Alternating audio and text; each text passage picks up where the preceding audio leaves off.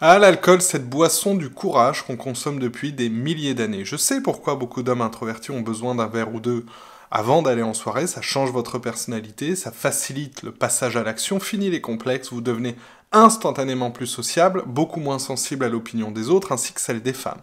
Avec presque cette impression un petit peu illusoire d'être plus séduisant, d'être plus assertif grâce à l'alcool. Mais à moins que vous ayez l'intention de picoler jusqu'à la fin de vos jours avant chaque sortie, ou à chaque fois qu'il faut sortir de sa zone de confort, ce n'est pas une solution viable, et je vais tout vous expliquer dans cette vidéo. Je m'appelle Quentin GT et j'aide les hommes introvertis à augmenter leur confiance en soi pour trouver l'amour. Alors, la question qu'on peut se poser d'abord, c'est pourquoi j'ai plus d'assurance quand je bois. Et en fait, ce n'est pas de l'assurance au sens noble du terme. Rosamund Dean a écrit un livre qui s'appelle « Boire en toute conscience » dans lequel elle explique que l'alcool a surtout pour effet de baisser vos inhibitions, de faire sauter des blocages. Par conséquent, boire ne vous donne pas réellement confiance en vous. Paradoxalement, plus vous buvez, plus vous prenez l'habitude de vous désinhiber pour aborder une femme, pour la draguer, pour flirter avec elle. Et plus justement, vous vous écartez de la possibilité de devenir réellement quelqu'un de confiant un jour. À savoir une personne capable d'affronter ses peurs, de se mettre dans des situations inconfortables, de regarder ses inhibitions en face et d'apprendre à les dépasser avec courage. Gagner en assurance, ça nécessite de l'expérience. Et si vous buvez à chaque fois qu'il faut avoir une interaction sociale avec une femme, vous ne gagnez aucune expérience. Vous ne tirez aucun espèce d'enseignement, déjà parce que vous ne vous souviendrez quasiment de rien.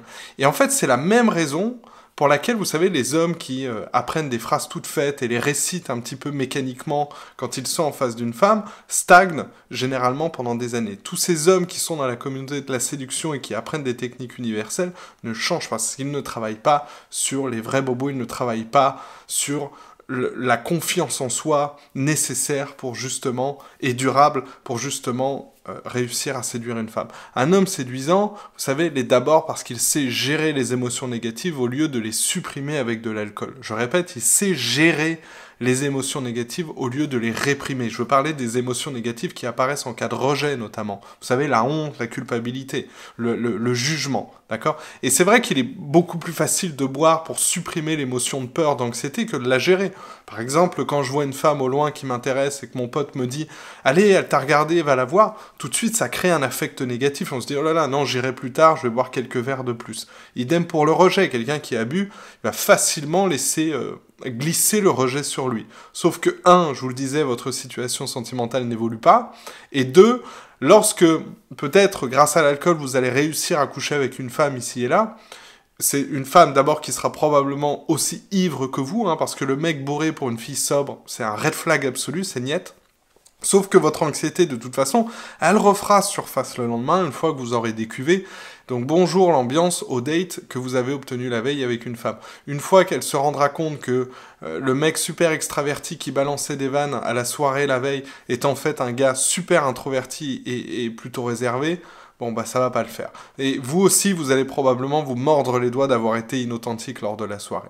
Et d'ailleurs, en parlant de ça, en parlant d'inauthenticité, ça peut aussi signaler un manque de conscience de son vrai soi. Un introverti qui s'ignore, un introverti qui n'est pas aligné avec lui-même, va souvent tenter de s'écarter de sa nature profonde, porter un masque social pour coller aux attentes de l'idéal extraverti. Parce qu'il n'a pas mis le doigt sur les conditions, sur les lieux dans lesquels on se sent le mieux pour plaire à une femme, pour se montrer tel qu'il est. Il a des croyances sur ce que les femmes attendent de lui.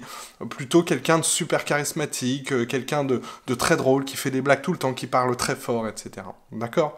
Donc ça, c'est le premier point. Des fois, on boit parce qu'on a des attentes un peu irréalistes et des croyances fausses sur ce que veulent les femmes, sur les attentes féminines et sur ce qu'il convient de faire pour séduire. Et du coup, c'est tellement difficile de s'écarter de sa vraie nature, ça crée une telle souffrance, ça demande un tel effort que l'alcool nous aide à faire cette transition. Alors, quelle est la morale de cette histoire ? Est-ce qu'il faut arrêter complètement de boire ? Est-ce qu'il faut arrêter l'alcool ?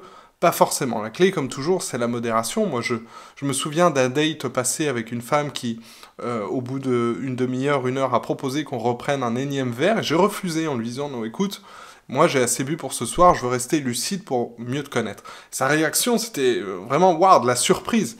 Donc, faites preuve de modération dans les moments où vous voulez être présent dans le moment, être à fond dans l'instant, et connecté vraiment à la personne à qui vous parlez. À mesure que vous diminuez la boisson en soirée, à mesure que vous, au moins vous espacez un peu avant, vous savez, de recommander un autre verre, vous pouvez, utiliser aussi d'autres méthodes pour baisser votre anxiété sociale et oser davantage, passer plus à l'action. Dans mon programme, par exemple, j'utilise la reprogrammation cognitive, c'est-à-dire le fait de reformuler les pensées parasites et les situations avant de passer à l'action.